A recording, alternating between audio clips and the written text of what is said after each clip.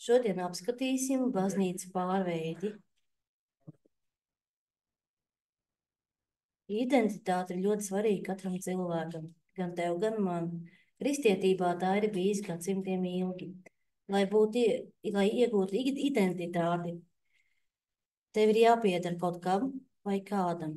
Ja tu esi sieviete un apprecēs, tava identitāte mainās uz tavu vīra identitāti, gan pēc uzvārda, gan pēc saistības. Apskatīsim Romiešiem 7. nodaļu 4. pantu. Tāpat arī mūsu brāļi, līdz ar miesīgo Kristu, esat nonāvēti baustībai un piedarat citam, tam, kas uzmodinās no mirušajiem. Tāpēc nesīsim augļus Dievam. Kad mēs kļūstam par kristiešiem un nonākam ticīgo kopienā, mēs identificējam savu kristīgo individualitāti ar tādām konfesijām kā baptisti, katoļi, metodisti, vasarsvētku draudze, presbiterijāņi un citām.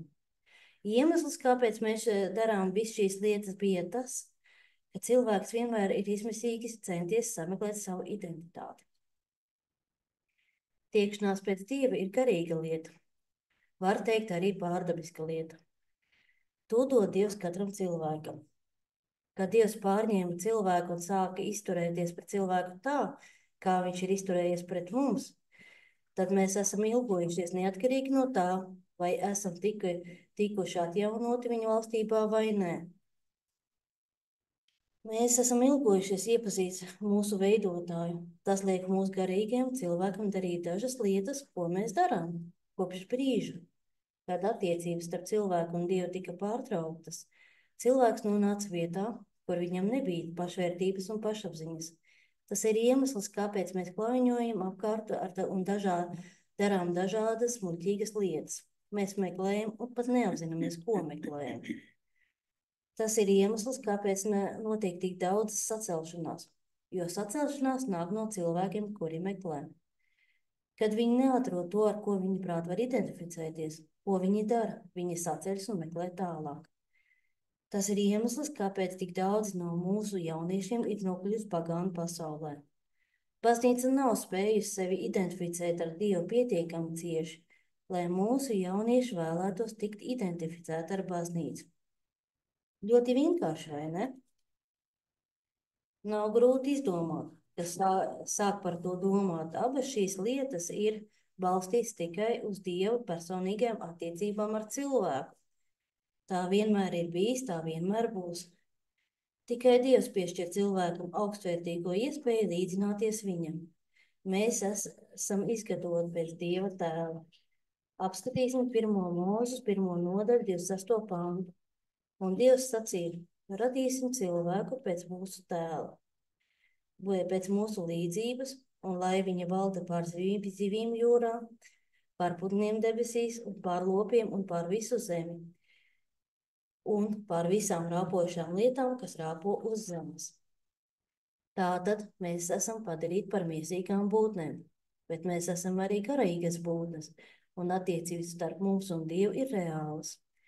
Cilvēks atstāja attiecības novārtā, kas viņam ir ar Dievu, viņš sāk distancēties. Bieži mēs to darām, vai ne? Mēs esam noguruši no baznīcas. Vai jums kādreiz ir apnikusi baznīca?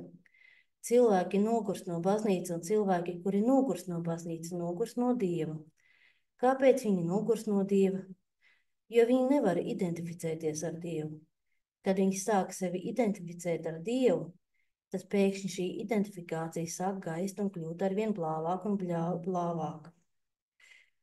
Līdz tā pazūd. Ir žēl, ka tā notiek, bet tā notiek bieži. Kāpēc tā notiek? Tas notiek tāpēc, ka esam neatgriežamies un neredzam, kas ir tas, kas iepriecina Dievu.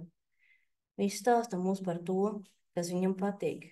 Viņš bija pietiekami laipns un iedeva to mūsu Toru, kas būtu mūsu raksti un Tanaka, kas ir ietverta arī praviešu un vēstures grāmatas.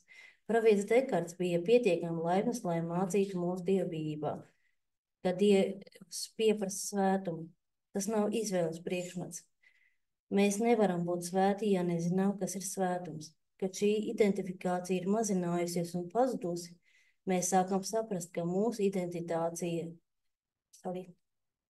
identitātes liktenis un pati vērtība, ko Dievs mums ir devis, ir pilnībā izgaisusi. Tomēr mēs neapzināmies, kas ir ar mums ir noticis, jo katra cilvēka tieksme šajā pasaulē pēc dzīvības, pēc cīņas ir saistīta ar identificēšanos ar pašu Dievu. Galu galā, tu sāc atpazīt šo tiekšanos pēc cieņas, bet nespēj to identificēt kā alkas pēc identitātes un paveic daudz muļķīgas lietas. Ja neesi uzmanīgs vai ne, visu laiku meklējot, visu laiku cenšoties atrast sevi un to, kas mēs esam visaugstākā Dieva bērni. Mēs esam atpirkti ar asinīm, un mēs joprojām esam bijīgi pret viņa diženumu. Tas nav mainījies, bet tas, kas ir mainījies, ir fakti un vērtības attiecībā uz to, kam mēs ticējam un kāpēc mēs tiem ticējām. Mēs iegādājamies Bībeli. Es vēlos mudināt tevi to iegādāties. Kāpēc? Jo tajā ir kāda bagātība, ko mēs esam palaiduši garām baznīcās, kurās esam bijuši.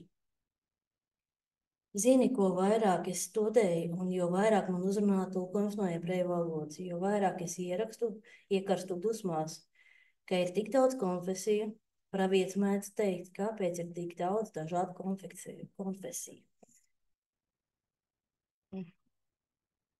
Vai zini, ka ir tikai viens jūdaisms? Tajā ir dažas atšķirības. Tajā ir dažādas sektas. Vari teikt, labi, kristietībā ir dažādas sektas, bet ne tik daudz. Jūdaismā ir tikai apmēram 4 vai 5. Un cik daudz dažādu sektu ir kristietībā? Vai varētu teikt 100?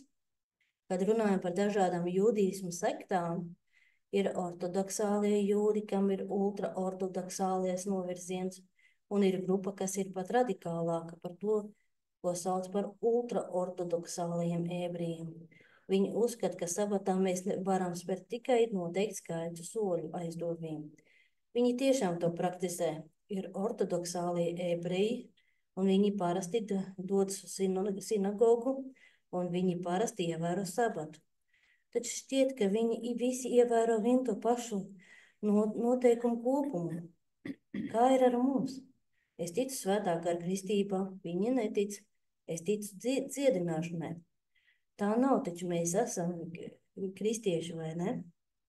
Nu redzi, tā bija viena no lietām, ko pravietis Dekars savā lūkšanā laikā kliedza gadiem un gadiem, sakot, kungs, kāpēc kristietībai ir tik daudz identitāšu? Kāpēc nav noteikti kopumi, ko mēs visi ievērotu? Viņš vienmēr par to kliedz uz Dievu. Es ticu, ka mēs tuvojamies tādai realitātei,